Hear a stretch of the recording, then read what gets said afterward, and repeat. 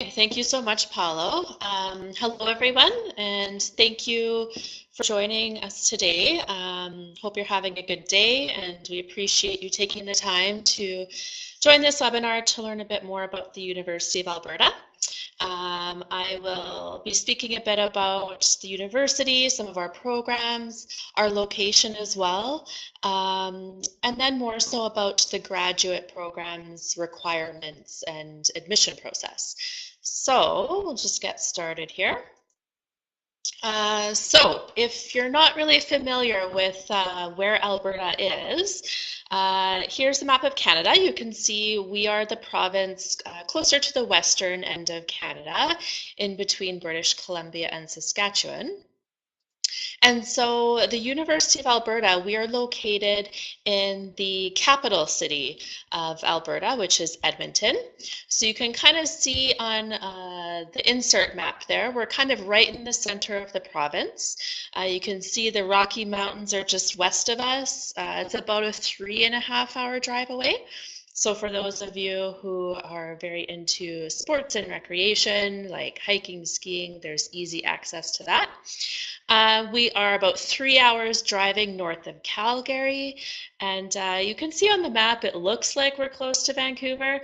Because of those Rocky Mountains, it's more like a 10 to 12-hour drive or hour-and-a-half flight over to Vancouver. So a little bit about the province of Alberta. We are considered the energy province of the country. So not only just oil, gas, petroleum, but also looking at alternative energy resources as well, like wind, solar, those types of options. So because we are the energy province, we do typically have a very strong economy. Which means we are very fortunate that we don't have things like provincial sales taxes like other provinces do. So cost of living here in Alberta, especially in Edmonton, can be a bit more affordable in comparison to other cities, especially the larger cities in Canada. And because we have a strong economy, there are lots of employment opportunities if you're looking even part-time studying and working. And if you want to stay in Canada afterwards, there's lots of job opportunities as well. Yeah, Alberta, very modern cosmopolitan cities. I would say Edmonton, although it's the capital, it's like a medium-sized city in comparison, to some of the larger ones like Toronto and Vancouver. And as you can see, there's lots of great scenery here in Alberta as well. So that picture there is in the Rocky Mountains. And we have in southern Alberta as well, some very unique landscapes. So a little bit about the city of Edmonton. Like I said, we are Alberta's capital city, so we're the government center of the province. We have about 1 million people. It's a very diverse, multicultural population here. We are a rising arts and cultural kind of center. So you'll see we're considered Canada's festival city. So it doesn't matter what time of the year, there's always lots of things to do. The city of Edmonton, even in the winter, likes to do a really good job of promoting events and activities for students and families and residents of Edmonton to participate in. And the city also does a good job of welcoming new international students. They have an event every fall semester for students arriving at all our post-secondary institutions in Edmonton. And because we are the capital of the province and we're kind of in the center of the province, we are a major economic hub in the province, especially for various energy companies.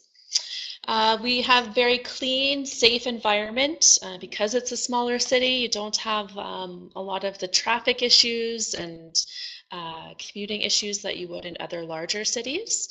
Like I said, we do have a lower cost of living, and there are lots of facilities and supports for families as well.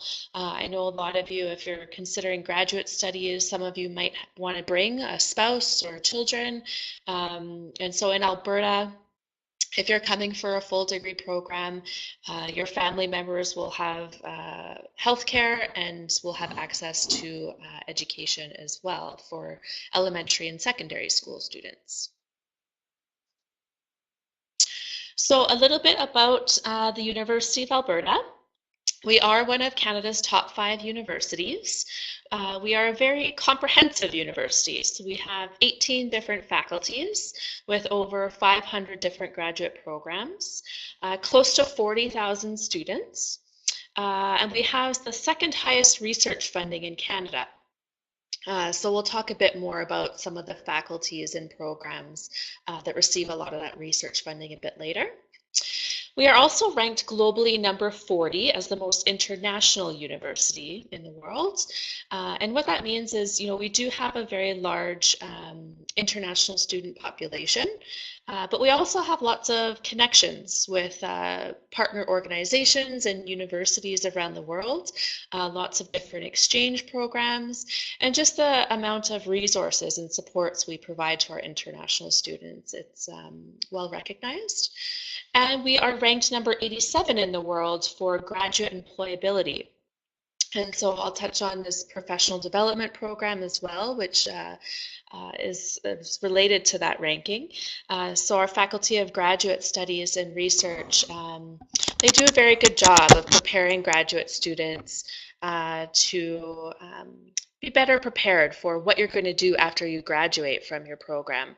So looking at your goals and your plans, preparing a professional development plan to better prepare you. So here is a photo of our main campus. So you can see the university campus is on the south end of the river, and just north of the river is the downtown. And so you can see the bridge there's a train line that connects downtown to the university campus. There are 2 train lines here in the city, and they're currently working on finishing a 3rd one. And so you can see the campus is right along the river valley there, so you have very easy access to be able to go hiking, jogging, cycling. Even in the winter, people go skiing down there, so lots of access to some outdoor activities right next to campus. So here are a list of the faculties that have graduate programs here. So like I said, it's a very comprehensive university. So I won't have time to touch on all of these and all of their programs. So I'll just kind of go through some of the bigger faculties and some of their highlights. So our Faculty of Engineering, this is one of the bigger, more popular faculties. They have specializations such as biomedical, chemical, civil, computer, environmental. Petroleum and mining is one of the more unique programs in Canada. We have some of the older programs in those fields. You can see mining engineering is number 14 in the world. Environmental engineering, number 9, chemical is number 35. And we do have a lot of these programs that have research in nanotechnology, and I'll touch a bit more later about the facilities for that. So our Faculty of Science, some of the departments and areas, biological, chemistry, computing science, earth, math, physics, psychology. And actually our psychology program kind of falls into 2 different faculties. You can have a science kind of focus in psychology, or our Faculty of Arts also has some psychology research. We have the Centennial Center for Interdisciplinary Science, which is a fairly new building on campus, and it's one of Canada's best facilities for learning and discovery. We were recently ranked number 3 in the world for artificial intelligence research, and number 5 for geology, and 3rd in the world for paleontology. And that's more so because of our location as well. Here in Alberta, there's lots of sites where they're still discovering different dinosaur bones and fossils. So that helps our research here at the university. Okay, and here is our Faculty of Agricultural Life and Environmental Sciences. So it's a very unique faculty. It covers a lot of different areas. So we have expertise in biofuels, crop protection, food safety, and soil science. We have nutrition, food business management. Our Department of Renewable Resources has an excellent forestry program. It's actually number 5 in the world. They also look at land reclamation and environmental economics. And then we also have a very unique program in human ecology, which touches on not only clothing and textiles, but also things like family studies and aging studies as well. Okay, our Faculty of Medicine and Dentistry. This is again one of our largest faculties here on campus. They are known internationally for their medical education programs, specifically topics such as diabetes, neuroscience, virology, pediatrics. We have a very large cardiovascular center here, research center, and we're number 6 in the world for transplantation research. So some other departments, there's 22 different departments. It's a huge faculty. It covers areas like biomedical engineering, oncology, pharmacology, dentistry, lots of different programs. Okay, and our Alberta School of Business, again, a very internationally recognized faculty, number 3 in terms of business schools in Canada, and we're in the top 100 in the world for Financial Times of London. Our MBA program specifically ranked number 17, and it has 6 different specializations that you can opt to focus on. Areas such as finance, innovation and entrepreneurship, natural resources, energy, and the environment, which is a very popular one, especially because of our location here in Alberta. International business, public policy and management, and sustainability as well. So like I said, I can't really cover all the different faculties and programs we offer, but I encourage you to check out the website if you want to explore some of our graduate programs and see if we do offer something that you want to focus on and something that you want to research. So I'll talk a bit more about other things here on campus. So our facilities, like I said, we do have a lot of research here in nanotechnology, and part of that is because we are very fortunate to have a national facility here on campus, the National Institute for Nanotechnology. So it's partly funded through the province of Alberta and the government of Canada. So we have researchers who come from across the country to use some of the facilities here for their nanotech research. We also have the Edmonton Clinic Health Academy. That's also a fairly new building here on campus. It houses programs in things like pharmacy and nursing. We have Canada's second largest library collection, very technologically advanced classrooms. We have a teaching hospital here on campus and over 400 different research labs. And the photo here on this slide is of our Tim Center for the Arts, which is also the best theater training facility here in Canada.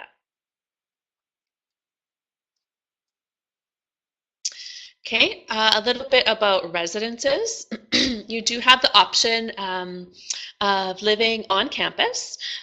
Students who apply before April 30th will have guaranteed housing. Might not be your first choice, but they'll guarantee you a space in our on-campus housing. There's lots of different options for residences. You don't have to, as a graduate student, be living with first-year undergrads. There are residences that are specifically for graduate students. You can choose to, if you want to pay a little bit more and have your own suite, or if you want to save some money and have a roommate, there's options like that. There's also an option if you want to have a meal plan that's included in your housing. So there's various restaurants and cafeterias on campus that you can access for that. And we do have family housing. It's currently going to be renovated and closing, so maybe not for this year, but maybe for future years there will be more family housing options.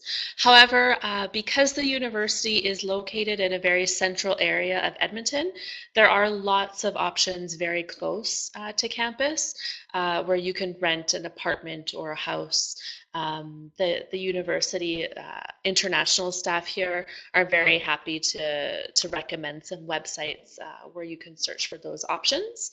And as part of your tuition fees, you do get a transportation pass that allows you to access all the buses and trains here in the city. So if you do want to live off campus, you have easy access transportation-wise. Okay, a little bit about campus life here. We have over 400 different student clubs. So whatever your hobby might be, or your interest or your passion, there's a pretty good chance you're going to find someone else here on campus who has a similar interest. There are recreation facilities here on campus that you can access. Those fees are included in your tuition and fees. So you can access the fitness facilities, swimming pools, we have skating rinks, climbing wall. We want to make sure that students are taking care of themselves, both physically and emotionally.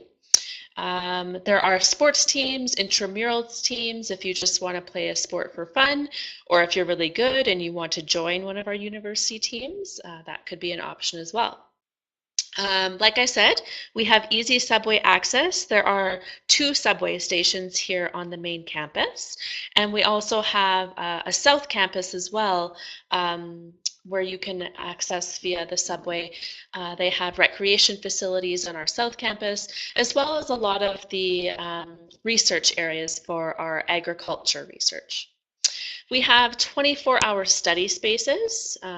There are lots of concerts and theater. Like I said, our Faculty of Arts, they do have a theater training program. So there's always students putting on performances. We have the Students' Union and also a Graduate Students' Union. They put on a lot of events and provide students with resources and support upon your arrival. And like I said, we have a lot of international students, over 7,000. So we do have an International Services Center. They put on an orientation for new students coming every September and January. They also have an advising center here where they have immigration advisors. They put on events, so trips to the Rocky Mountains or to southern Alberta. And also they have an English conversation club that you can join as well. They'd have that weekly every Friday for international students. So a bit more about our supports on campus. For some of you, you might be wanting to improve the English language if you maybe don't have a score that meets our minimum English requirements yet. We do have an English language school. Their courses are more academic focused, so students who want to study in those courses need to have a minimum IELTS score of about a 5.0 or the equivalent. So they do have also a 4-month course. It's English for Graduate Studies. So it's specific to prepare you on doing research, writing a thesis proposal, various topics that'll be helpful for graduate students. And some departments here on campus will consider the completion of that course as meeting their English language requirement. We do have a Student Success Center that provides a lot of academic supports. So they will offer workshops on how to write a thesis proposal, or if there's specific things that you struggle with in your research or in your courses, like writing essays. They have various workshops. They can meet with you one-on-one or as a group to kind of help with your needs. We also have a Center for Writers. That is a free program that you can connect with a tutor here on campus. It's someone who has kind of been vetted. They have been able to prove their writing ability, and they can kind of guide you through. If there's, a writing assignment that you're working on, you can meet with them just to have them review, give their feedback, and just kind of guide you through that writing process. Student accessibility services for students who might need more supports and to be able to access courses, or maybe provide you with extra supports to be able to do things like exams, or maybe you injure yourself and you need help or technology to be able to finish an assignment or an exam. They can help you with that. We have healthcare supports here on campus. So we have a health center in our Students' Union building where you can see doctor, nurse, nutritionist as well, immunizations, those types of things, and a pharmacy as well. So if you go to the doctor here on campus, they offer you a prescription to get medication. You can fill that in the same building at the pharmacy. All students are required to have the mandatory university health and dental insurance. So that's kind of included in your tuition and fees. There are counseling services as well here on campus. We have our interfaith chaplains, so chaplain from a variety of different religions that you can meet with. Campus food bank as well. So if you are, some students might be struggling financially, can't afford to maybe get food one month, that's what the campus food bank is there for. And the Latin American Students Association. So this is a very active group here on campus. They put on lots of events, and they're very good support for new students who are just arriving on campus. So a little bit about our graduate degrees. I'll touch first on the master's. There's two different types of master's. There are thesis-based, so that's if you're wanting to do research. So typically a thesis-based program, you might do your first 1 or 2 semesters doing coursework, but that coursework is going to be related to what you want to research in your next year. So it's meant to kind of give you a base. And then the rest of your master's program will be doing your research and then writing your thesis. Whereas a course-based master's, it's just that. It's just doing courses, and then you can do a final project at the end. So it's much smaller than a thesis. So typically, most students can finish a course-based master's in 1 to 2 years, whereas a thesis-based master's, I would say it's a minimum of 2 years. I would say average is 2.5 years for a thesis-based master's. Entry into the master's programs, you normally need to have a 4-year bachelor degree that is somewhat related to what you want to do in your master's program. Same thing with a doctoral degree. You need to have a master's program in a similar research area. Same type of structure. Your first 2 semesters are going to be doing coursework that are going to be related to your research, then your candidacy exam, and then your thesis. So the majority of your time in your doctoral is going to be on your research. I would say the minimum amount of time for a doctoral degree here is 4 years. We've had a number of students been able to complete in 4 years. Some students do require 5, sometimes 6. Those types of things, it really depends on how you progress in your research and if things go smoothly, or if maybe sometimes, something unexpected might happen in your research and it might kind of delay things.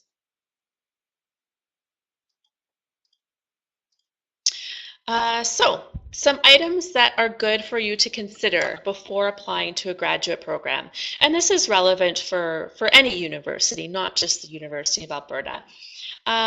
Are you required to find a supervisor before you apply? If you are applying for a thesis-based or research-based master's, then yes, chances are good you should be finding a professor here who agrees to supervise your research. There's no need to apply to a graduate program if you haven't already identified a professor who is interested in supervising you. If you are applying for a course-based master's, finding a supervisor is not necessary because you're just going to be doing courses. I get a lot of questions about the GRE or GMAT test. So the GRE, it's specific to graduate studies. The GMAT is more so for business schools. The GRE is more so popular in American schools, not as popular in Canada. Here at the University of Alberta, there are very few programs that ask for the GRE. Primarily just our departments in economics related research, they ask for a GRE. The GMAT test is required for business school admission. So those are some things to consider. Start dates. Typically, most graduate programs all have a September start date. Some programs might have a January start date as well. So those are things to look at. When you're doing your research, check out the department's websites to see so that you can plan in advance, especially if you're applying for a scholarship from your home country. And conditional admissions as well is something to consider, especially if you are still working on meeting the English language requirement. You might need to ask the department if they're willing to consider a conditional admission, which means you'll have admission based on you meeting that English requirement just before you start your studies here. So, like I said, if you're going to be doing a thesis, research-based master's, or PhD program, you will need to find a supervising professor. So what I recommend you do is check out the department website, read the profiles of professors in that department to determine which professor you actually want to do research with. See if there's any professors doing research in the area that you're interested in. And some documents that you should prepare, update your CV, your transcripts, so bachelor transcripts for a master's application, and both bachelor and master's transcripts if you're applying to a PhD program. And your transcripts will need to be officially translated into English if they aren't already. English language score, if you have that, like if you have taken a TOEFL or IELTS test, it's good to let a professor know kind of where you're at in that range. And a statement of intent, which I will touch on the next slide. And if you're intending to apply for a scholarship for your home country, contact CALDO because they can put you in touch with my unit and we can kind of help you to connect with professors here on campus that you want to do research with.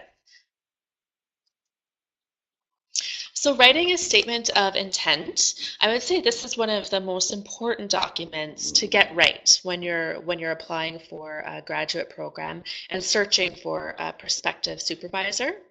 So it should be no more than 2 pages, and it should answer the following questions: why you want to work with that professor, what about their research interests you, how those interests are related, a little bit about how your academic background and any other experiences might be beneficial to their research, and your goals after completing graduate studies.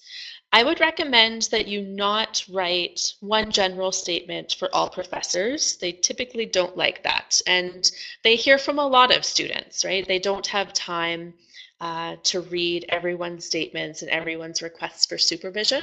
So if you can tailor your statement for every single professor that you're writing to, that really catches their attention. If you can show that you've already done your research about them, you know about their publications and their projects, that will really stand out for them.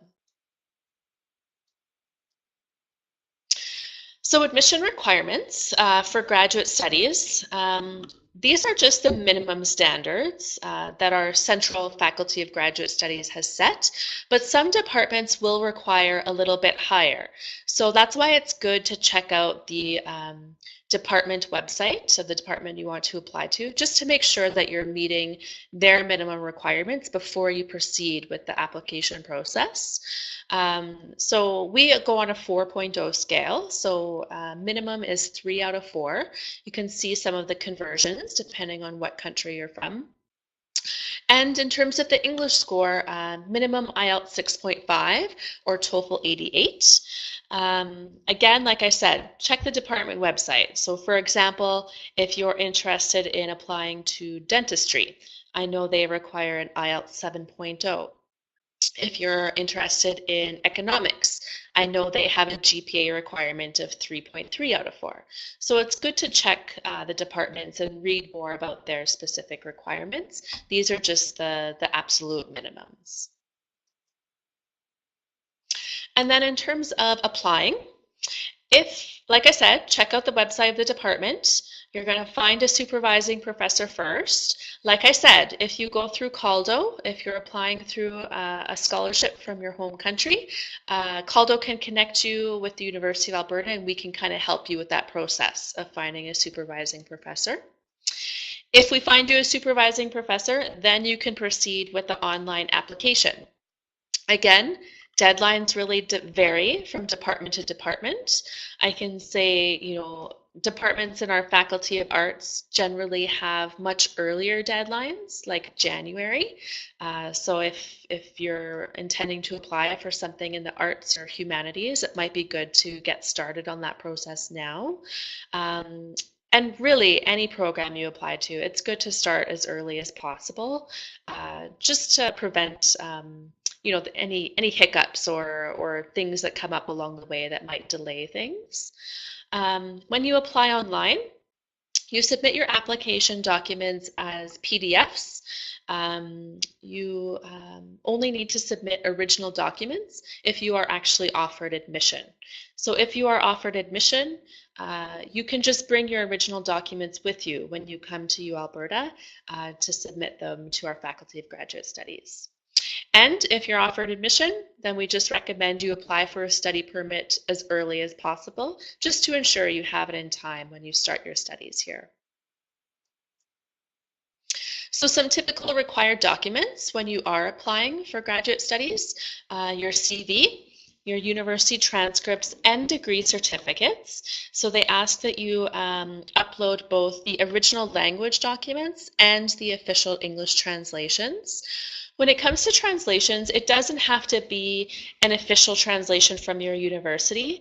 If you have access to any official translator in your home city, that is fine, as long as they can stamp that document and officially declare that that's the official translation. Your English test score. I would recommend not submitting your application until you have that score, or unless you're very close to it, and that you have a plan as to when you will meet that minimum requirement. Your statement of research intent or interest.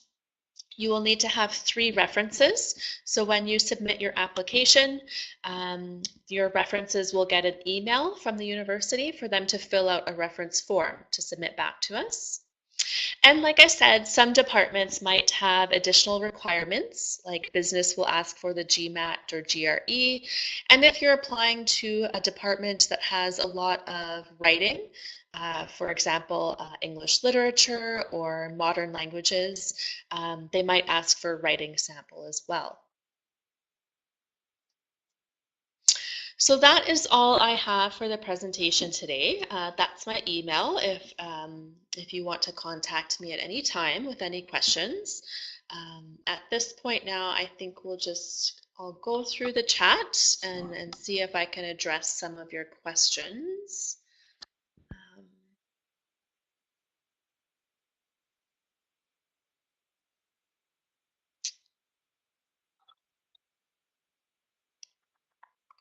So I see one question about data science master degree. Yes, especially in our Department of Computing Science, I would recommend you check out their website and just take a look. They do have both course-based and research-based master's options. So feel free, if you can't find the computing science website, feel free to send me an email and I can send you that link. Family housing. Like I said, that one is kind of, it's changing right now. It's going to be closing down soon because they're going to start building new facilities for family housing. So if you are intending to come with your family, you can just get in touch with the University International Office. Their website has some great suggestions for websites in terms of finding off-campus housing. If you're coming with just a spouse, no children, there are some on-campus residences that will allow couples, so that's an option as well.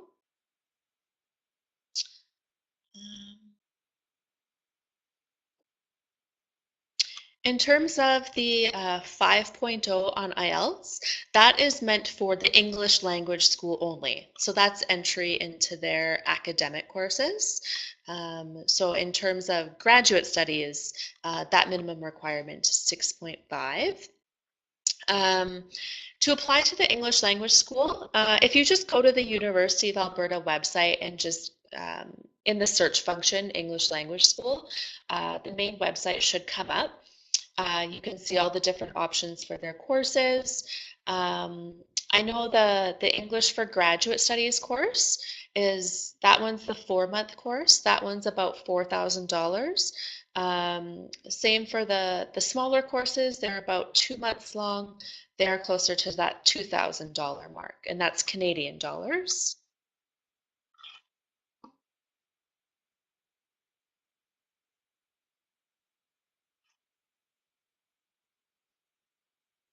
So I see there's a question about doctor education. Um, So I assume that you mean the PhD program, the doctoral program. Yes, we have lots of doctoral programs here at the University of Alberta. We also have a lot of postdocs here as well. So if you're looking for coming as a postdoc, what I recommend you do is the same process. You have to find a supervising professor first. There's no main listings for postdoc positions. I would recommend that you do some research on professors here who are doing research in your area of interest, and then just contact that professor directly. Tell them a bit about yourself and that you're looking for a postdoc position, and they can let you know if there's anything available in their lab. In terms of the minimum GRE test score, like I said, there are very few departments here on campus that actually require it. If you are applying to a program that does require a GRE test score, typically on the department website, they list the minimum, which I believe is about an 80%. If you don't get that minimum, it reduces your chance of getting admission. Typically, the departments that ask for GRE, they ask for it because they receive so many applications and it's so competitive. So they use those GRE test scores as a way to kind of filter out which students they want to consider applications for. So if you don't have that minimum score, I would recommend trying to write it again. If you don't need that score for the program you're applying to, don't worry about it.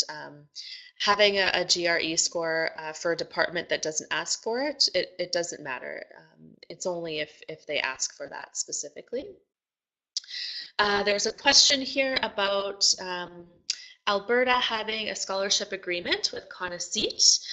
Yes, actually that is through CALDO. So all the CALDO universities have this agreement with CONACYT. We have a number of CONACYT Mexican students here on campus. I believe it's just over 40 this semester. So a very large cohort. We often have events at the beginning of the semester to kind of connect the new students with the current students. And there is my program, the sponsored student program, we are kind of a main point of contact for CONACYT as well. So if there's ever any issues or concerns with payments or things like that, our office can handle that. In terms of the question from Tobias about improving your grades to attend the minimum requirements, the only thing I can suggest is taking additional courses at your home university to try and raise your GPA. You can certainly try to take some courses here, but even if you raise your grades, that isn't going to guarantee admission, right? So if you can take some courses in your home country to try and raise your grades, that would be the best way to do that. And Masters in Statistics, yes, we do have that program. Feel free if you want to check out our website and just view the website first. And then feel free to contact me or the statistics program if you have any more questions.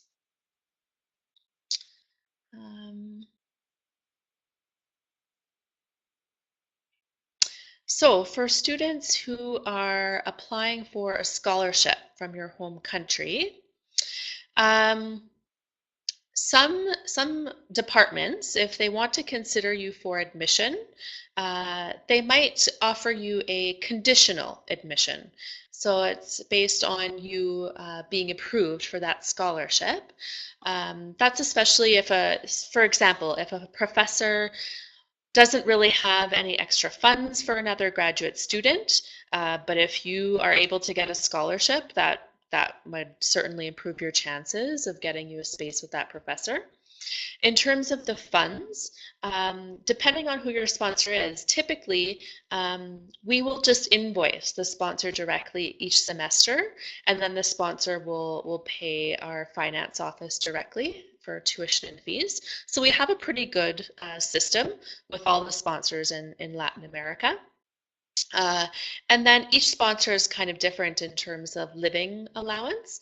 Some sponsors will issue that to students on a monthly basis after you open your bank account here, or they might provide your funds on a semesterly basis. So it really depends from sponsor to sponsor.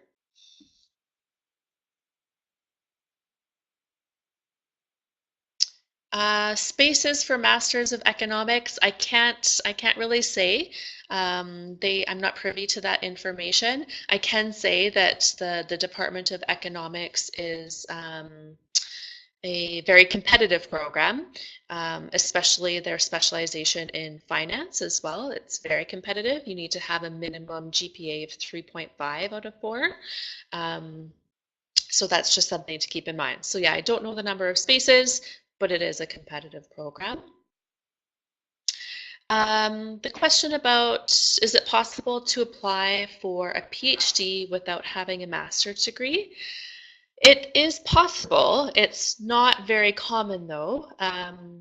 The very few cases where I have seen that happen is students who maybe had a longer bachelor program that included some research experience already, or internship opportunities.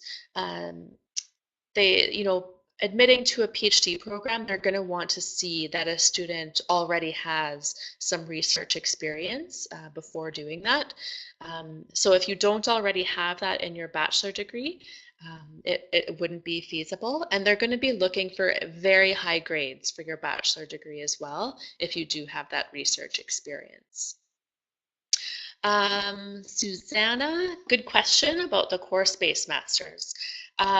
No, our agreement with CONACYT Mexico is only for thesis-based masters. So if you're looking at a course-based masters, I would recommend maybe checking out other scholarship programs outside of CONACYT.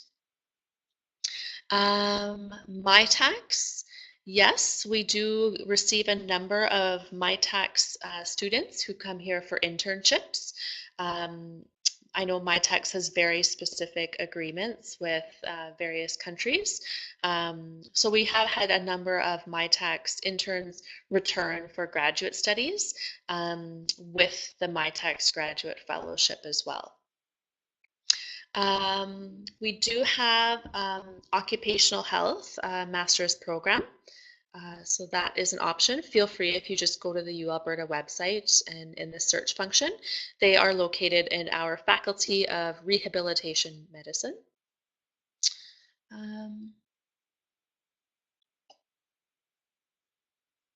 So in terms of, so Felipe's question about who assesses whether or not your master's program is in a field close enough to apply for a PhD program.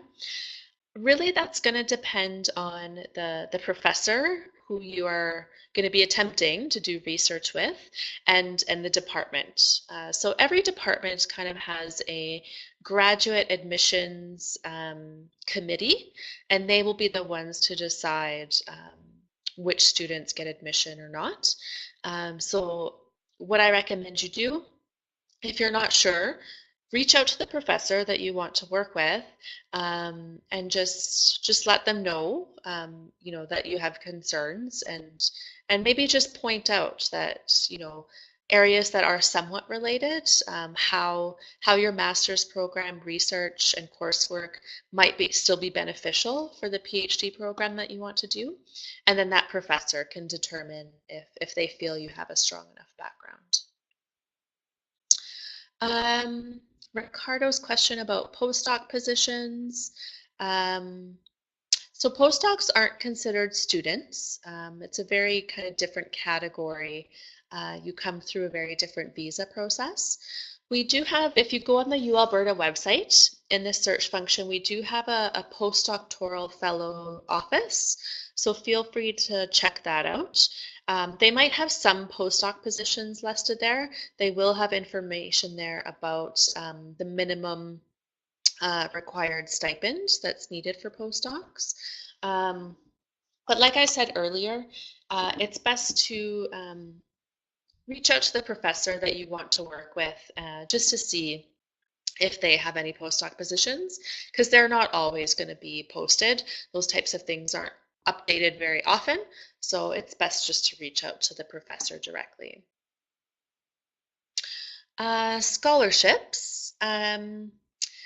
So if you're not planning on applying for a scholarship from your home country, if you're applying for a course-based program, unfortunately, there's not a lot of scholarship opportunities. That's for both international and Canadian students. Most students doing course-based programs will fund them themselves. There might be some smaller scholarships, but not enough to cover all of your tuition and expenses.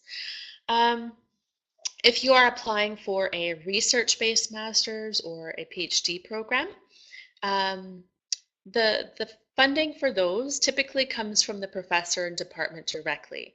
So they will be able to let you know if there are any funding opportunities from the department. It's very specific. There's no centralized scholarship programs for graduate students. Like there are some from our Faculty of Graduate Studies, but the majority of students receive their funding specifically from their departments. And that level of funding is really going to differ from department to department and professor to professor, really depending on what types of grants they have applied for, things like that. So again, if you find a professor who agrees to supervise you, then it's good to check in with them about funding opportunities. Mining job opportunities, yes, there are lots here in Alberta. It's a little slow right now, due to the oil prices, but it usually picks up. But in terms of in Canada, there are lots of job opportunities, not only in Alberta, but in northern Canada and Ontario as well. Um, So, Mariana, you're asking about contacting a professor to supervise your research. Um, it depends. If you are planning on applying for a scholarship from your home country, I can kind of help you through that process. That's my job in the sponsored student program. We like to make professors aware of the different scholarship opportunities and the types of agreements that we have with these sponsors. If you are wanting to try and see if you can get funding from the professor directly, then you will have to reach out to that professor. Just sending an email with, your essential documents, your CV, your transcript, your statement of intent and English score, and just let them know that you're interested in working under their supervision, and then maybe just suggest a time to Skype in 1 or 2 weeks' time, just in case they'd like to follow up and discuss it further. Brazilian funding, I am not clear on what's open right now. Paulo, you might have more information about that. We'll leave that one for Paulo. The average time. Oh, Oh, sorry, Nicole. I don't know if you want me to answer that now. yes, please do. Yeah.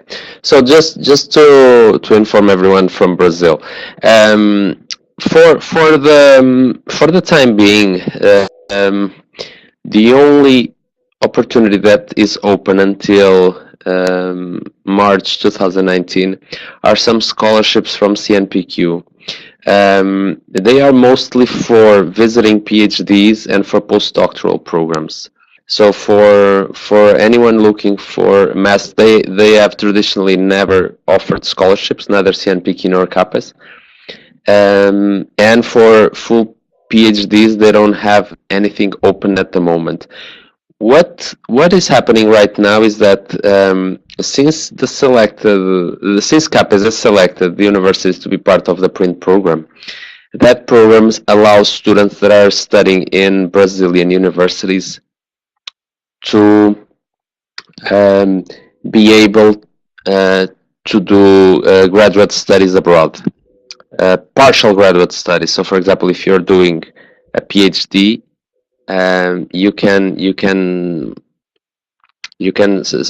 like do part of that studies abroad. Um, so I don't know if there's a particular issue with my microphone, but some people are not able to hear.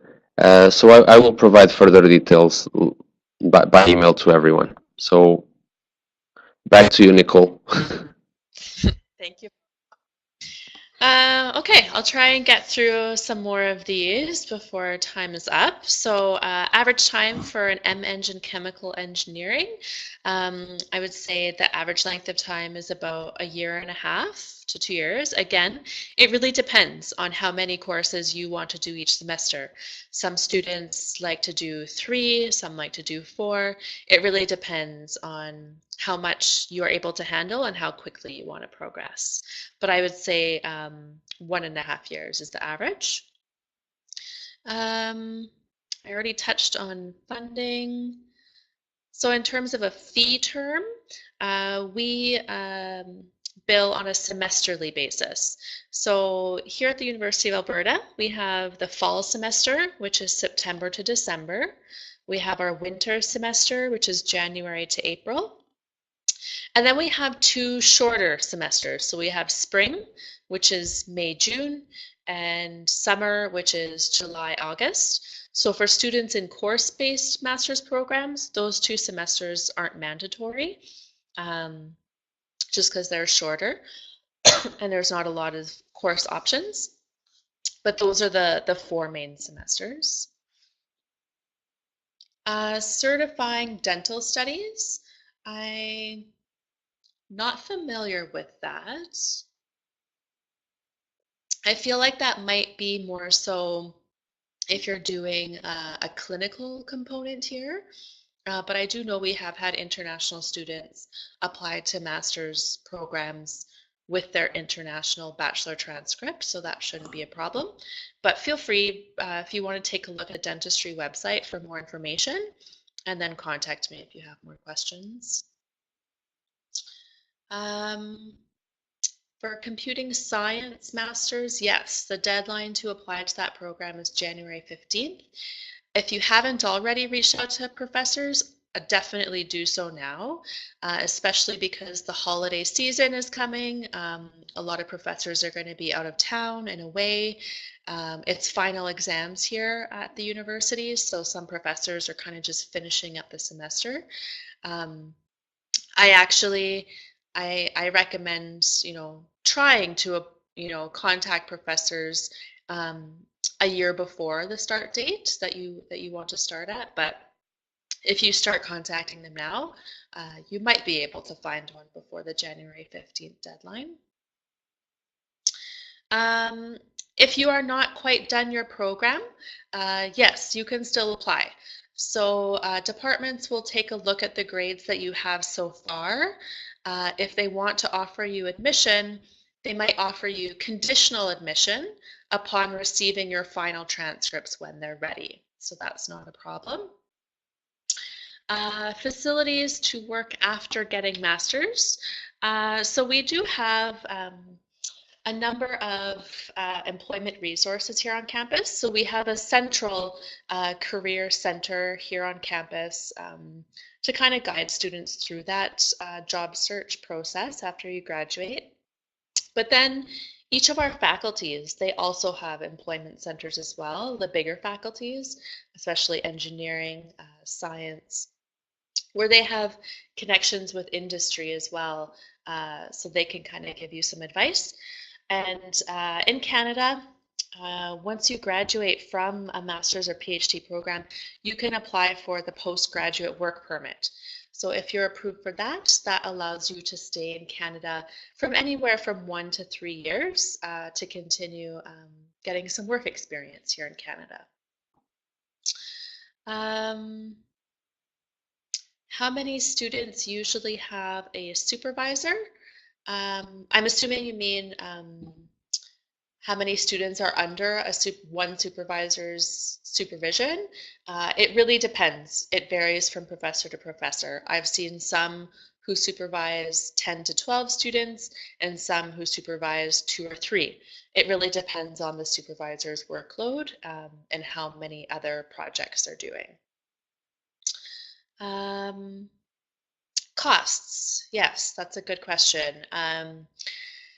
Most of our research-based programs are typically around the 9,000 Canadian dollars per year, and course-based programs are generally 10,000 Canadian dollars per year. So we are pretty affordable in comparison to other Canadian universities.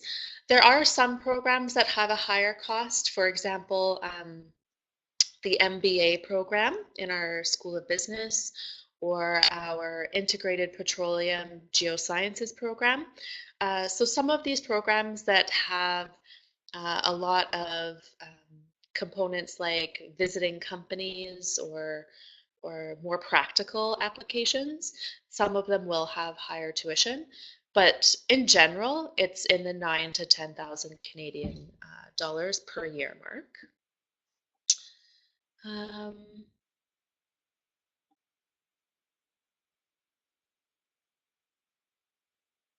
So I talked a bit about getting work after and staying in Canada after work.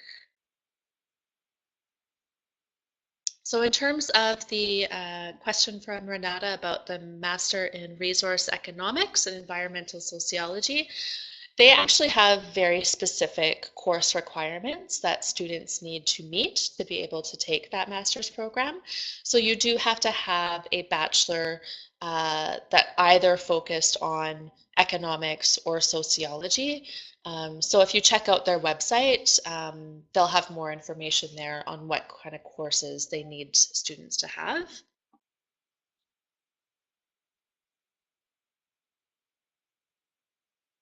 Application for geophysics. So if you're, all our applications are open right now. Typically applications open in October of every year. Geophysics, I will have to double check, but I'm pretty sure the application closes February 1st. So if you are wanting to do a research-based program, reach out to professors now. If you are wanting to bring a spouse to Canada during your studies, that is fine. We have a lot of students who will bring their spouse and or children. I would recommend that I'm not an official immigration advisor, so I recommend that you contact the Canadian Embassy or Visa Application Center that's closest to you, just to make sure, get their advice on what your spouse should be applying for, what type of permit. How do I know that an academic institution is recognized? There is, as long as your university is accredited, there is kind of like a world accreditation, university accreditation body. I can't think of the name of it, but as long as it's on that list, feel free to send me an email and I can send you that link.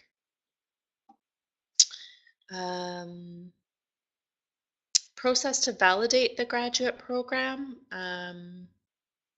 I'm not too sure what you're referring to. If you want to send me an email with more information, I can answer that.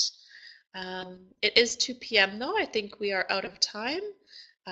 So if I wasn't able to answer your question, or if you think of more questions after this, feel free to send me an email. I'm happy to answer them. And yeah, like I said, if you go through CALDO, Paolo can connect you to me as well, especially if you're needing help finding a supervising professor, if you're applying for a scholarship from your home country. So thank you so much, Nicole. So I'm pretty sure that eventually people are still having issue listening to me, but thank you for the time that you took in preparing this presentation, Nicole, and thank you for everyone that attended. So the everyone that registered will receive an email with the presentation and the email from Nicole and some additional links that might be useful. So thank you so much and enjoy the rest of the day. Thank you, everyone.